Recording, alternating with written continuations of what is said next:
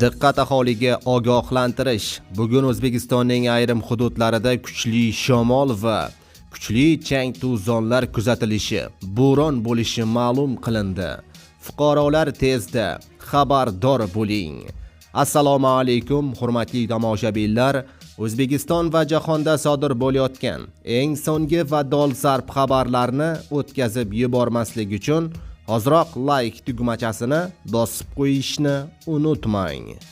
Diqqat! Buxoroda bugun kuchli shamol va chang to'zon kuzatilishi kutilmoqda.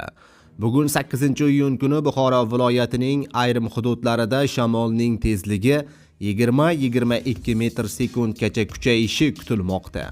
Ayrim joylarda esa shamol bilan birga chang to'zon hodisalari ham kuzatilishi mumkin. Kuchli shamol vaqtida daraxtlar, reklama konstruksiyalari va yengil qurilmalar yaqinida turmaslik tavsiya etiladi.